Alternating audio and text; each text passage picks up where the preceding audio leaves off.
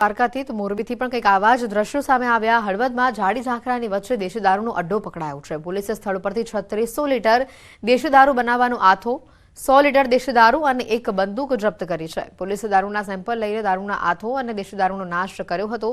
સાથે જ આરોપી દંપતીની ધરપકડ કરાઈ છે।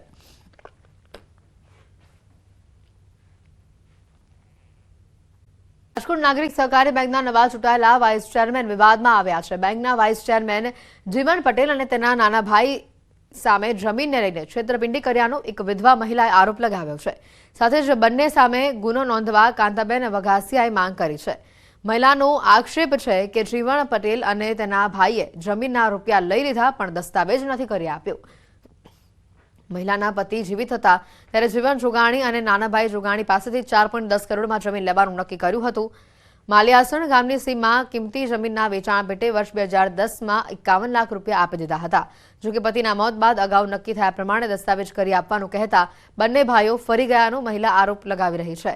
વારંવાર રજૂઆત કરવા છતાં પટેલ બંધુઓએ જવાબ ન આપતા મામલો હવે પોલીસ સ્ટેશન ખાતે પહોંચ્યો છે। જાગણીને મેં જમીન લીધેલી મારા ઘરના આવે તો 51 લાખ રૂપિયા આપ્યા છે।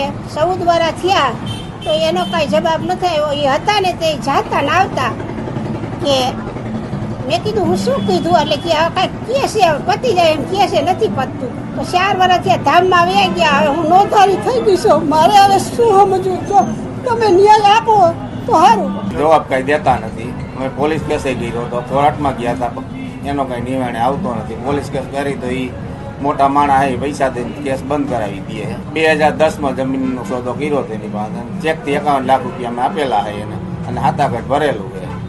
હાથાકટ છે તમારી પાસે? કોર્ટમાં છે। તમે વાતચીત કરવાનો પ્રયત્ન કર્યો એની સાથે? કઈ અમારો ફોન ઉપાડતો જ નથી। દાદા હતા ત્યાં સુધી જતા તે પછી કાંઈ ફોન ઉપાડતા નથી।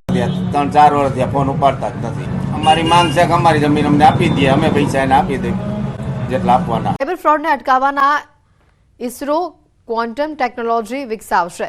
વર્તમાન સમયમાં મોબાઈલ હેક કરી લોકોના ઓટીપી મેળવીને સાયબર ગઠિયાઓ દ્વારા ફ્રોડ કરવાની ઘટનાઓ સતત વધી રહી છે અને ત્યારે આવા બનાવોને અટકાવવા ઇસરો ક્વોન્ટમ ટેકનોલોજી પર હાલ કામ કરી રહ્યું છે। ઇસરોના ડિરેક્ટર ડોક્ટર નિલેશ દેસાઈએ આ અંગે કહ્યું છે કે ક્વોન્ટમ ટેકનોલોજીથી આવા સાયબર ફ્રોડને રોકી શકાશે। ઇસરો દ્વારા છેલ્લા 2.5 વર્ષથી ક્વોન્ટમ ટેકનોલોજી ઉપર કાર્ય થઈ રહ્યું છે અને ઇસરોએ તેનું ટેસ્ટિંગ પણ કર્યું છે અને જે સફળ રહ્યું છે। ત્યારે હવે સેટેલાઇટના માધ્યમથી આખી ટેકનોલોજીનો ઉપયોગ અને પ્રયોગ શરૂ કરવામાં આવશે।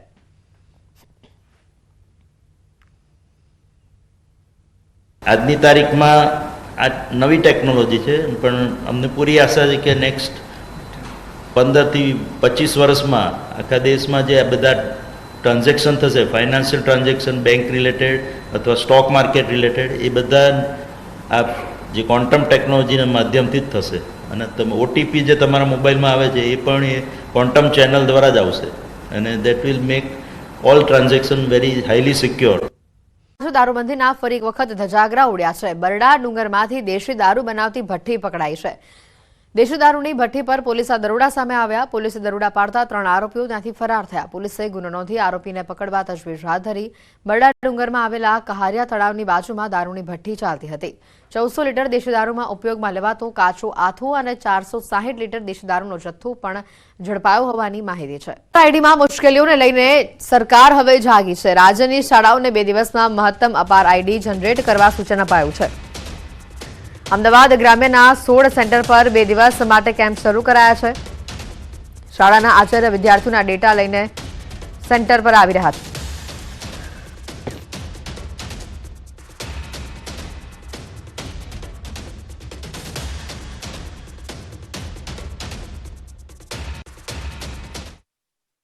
સેન્ટરો તૈયાર કરવામાં આવ્યા છે જ્યાં તમામ શાળાઓના આચાર્યો વિદ્યાર્થીઓની યાદી સાથે ત્યાં ઉપસ્થિત રહેશે તેમજ ત્યાં જે તે સેન્ટર નક્કી કરેલા સેન્ટરો ઉપર અમારા તાલુકાના એમઆઈએસ તેમજ સીઆરસી બીઆરસી મિત્રો દ્વારા એમનું નિરાકરણ કરવામાં આવશે કે જ્યાં નામ સુધારો કરવાનો છે કે જે શાળા કક્ષાએ મૂંઝવણ આવે છે એમનું આજના દિને અહીંયા સોર્ટ આઉટ કરી અને અપાર આઈડીમાં વધારેમાં વધારે કાર્ય કરી શકીએ એ માટેનો પૂરતો પ્રયાસ કરીએ છીએ. અપાર આઈડી બનાવવાના મામલામાં પારાવાર મુશ્કેલીઓ સામે આવતા આખરે સરકાર જાગી છે અને રાજ્યની અલગ અલગ શાળાઓમાં કેમ્પ કરી અને અપાર આઈડી જે છે તે જનરેટ કરવાની સૂચનાઓ આપવામાં આવી છે અને તેને લઈને અમદાવાદ ગ્રામ્યના 16 જેટલા સેન્ટર પર અપાર માટેના 2 દિવસના કેમ્પ જે છે તે શરૂ કરવામાં આવ્યા છે.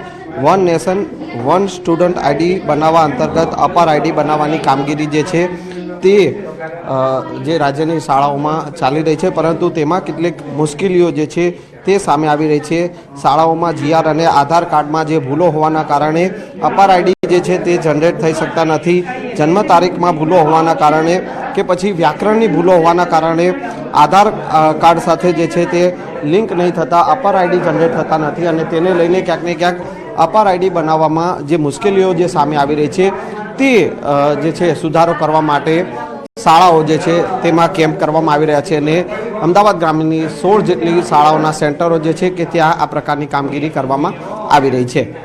કેમેરામેન પ્રકાશ દેસાઈ સાથે સંજય ટાંક, ન્યૂઝ 18 ગુજરાતી, અમદાવાદ. મહત્વના સમાચાર. તાંત્રિકના મોતના ખેલને લઈને 12 લોકોની હત્યા કર્યા બાદ મોતને ભેટનારા તાંત્રિક અંગે મોટા ખુલાસા થયા છે. તાંત્રિક નવલસિંહ ચાવડાએ પોતાના જ 3 સંબંધીઓની હત્યા કરી હતી, જેમાં બીમાર રહેતા દાદીની હત્યા કરવામાં આવી હતી. બીમારી પાછળ ખર્ચો વધતા તાંત્રિકે પોતાની જ દાદીની હત્યા કરી નાખી, જ્યારે મિલકત માટે તેણે પોતાના કાકાની હત્યા કરી હતી. તાંત્રિકનો મોતનો આ ખેલ ફક્ત 20 રૂપિયાની ઝેરની પડીકી અને 12 લોકોની હત્યા. સુરેન્દ્રનગરના વઢવાણના તાંત્રિક નવલસિંહ ચાવડાને તો પાપની સજા મળી ગઈ, પરંતુ મરતા પહેલા તેણે 12 લોકોની હત્યાની કબૂલાત કરી. ખુદ પોતાની માતા અને દાદી ઉપરાંત 12 લોકોની હત્યા માટે તાંત્રિક ભુવાએ સોડિયમ નાઇટ્રેટનો ઉપયોગ કર્યો હતો. મૃતક તાંત્રિક ભુવા નવલસિંહ દ્વારા અત્યાર સુધીમાં 1ના 4 ગણા રૂપિયા કરી આપવાની લાલચે 12 વ્યક્તિઓને મોતને ઘાટ ઉતાર્યા હોવાની પોલીસ સમક્ષ તેણે કબૂલાત કરી હતી. ભુવો લોકોને મોતને ઘાટ ઉતારવા સોડિયમ નાઇટ્રેટનો ઉપયોગ કરતો હતો. સુરેન્દ્રનગરથી સોડિયમ નાઇટ્રેટ ખરીદી કરી હોવાની ભુવાએ પોલીસ સમક્ષ કબૂલાત કરી હતી. ભુવા દ્વારા સોડિયમ નાઇટ્રાઇટ લોકોને દારૂ અને અન્ય પ્રવાહી પદાર્થમાં ભેળવી પીવડાવવામાં આવતું હતું. પોલીસે કિરણ લેબોરેટરીમાં પણ વધુ તપાસ હાથ ધરી છે.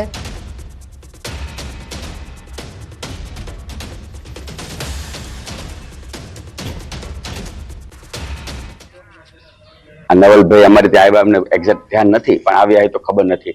અને સોડિયમ નાઇટ્રેટ તો અમે રિસ્ટ્રિક્ટ નથી, વેચી છીએ અને ઓપન બજાર વેચી શકાય છે.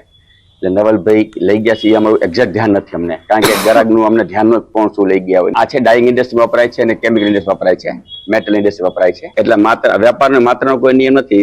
નાના ગ્રાહકને કઈ દી કામ કલર ડાઘા કલર વાપરવો હોય તો 100 ગ્રામ દઈ ને 500 કિલો દઈ ને 10 કિલો દઈ, એટલે માપ નથી કે કેટલું દેવું.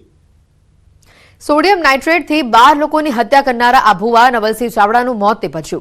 અમદાવાદમાં લોકઅપમાં વોમિટ થયા બાદ ભુવો ઢળી પડ્યું અને તેનું મોત થયું છે, જેને સારવાર માટે ખસેડાતા તબીબોએ તેને મૃત જાહેર કર્યું. સરખેજ પોલીસે ભુવા નવલસિંહ ચાવડાની ધરપકડ કરી હતી અને ત્યારે તપાસમાં ચોંકાવનારા ખુલાસાઓ થયા છે. ભુવાએ આર્થિક ફાયદા માટે તાંત્રિક વિધિની આડમાં 12 લોકોની હત્યા કરી હોવાની પોલીસ સામે કબૂલાત કરી હતી. આરોપીઓ તમામ લોકોને સોડિયમ નાઇટ્રેટ આપીને મોતને ઘાટ ઉતાર્યા હોવાનું સામે આવ્યું છે, જેમાં અસલાલીમાં 1, સુરેન્દ્રનગરમાં 3, પડધરી, અંજાર અને વાંકાનેરમાં હત્યા કરી હોવાનું સામે આવ્યું છે. પોતાના જ 3 પરિવારજનોની હત્યા પણ તેણે કરી છે. આરોપીએ સુરેન્દ્રનગરની કિરણ લેબોરેટરીમાંથી સોડિયમ નાઇટ્રેટ લીધું હતું અને વઢવાણના આશ્રમમાં તે રહેતો હતો. 1ના 4 ગણા રૂપિયાની લાલચ આપી ભુવો લોકોને ફસાવતો અને રૂપિયા પડાવ્યા બાદ હત્યા કરી નાખતો. આરોપી જે તે વ્યક્તિને વિશ્વાસમાં લઈ રૂપિયા પડાવતો હતો અને બાદમાં પાણી કે આલ્કોહોલમાં સોડિયમ નાઇટ્રેટ પીવડાવવા માટે આપતો હતો, જેનાથી વ્યક્તિનું મોત થઈ જાય અને આખો મામલો હાર્ટ એટેક કે અકસ્માત કે આત્મહત્યામાં ખપાવી શકાય.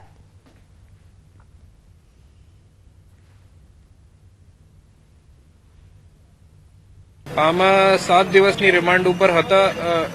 10 તારીખ સુધી તપાસમાં એમનો 12 જેટલા મર્ડરની કબૂલિયાત કરેલી છે. આમાં વિભિન્ન જેમ કે 3 ગુના જો છે આ રાજકોટમાં છે, 3 સુરેન્દ્રનગરમાં, 1 આપણા અસલાલીમાં છે, એમને ફેટલ દાખલ થયેલ છે, 1 અંજારમાં, બીજા 3 પરિવારવાળા જણા હતા. આ નવલસિંહ ચાવડા સોડિયમ નાઇટ્રેટ જેવું કેમિકલનો ઉપયોગ કરે છે. સોડિયમ નાઇટ્રેટને પાણીમાં કે શરાબમાં ઘોલી જાય અને એમનો જો વિક્ટિમ છે એનો પીવડાવી દે, વિક્ટિમ 15 से 20 મિનિટમાં બેફાન થઈ જાય અને હાર્ટ એટેકનું પીએમ માં આવી જશે. સોડિયમ નાઇટ્રેટ તે સુરેન્દ્રનગરમાં એક લેબોરેટરી છે ત્યાંથી લાવેલું હતું.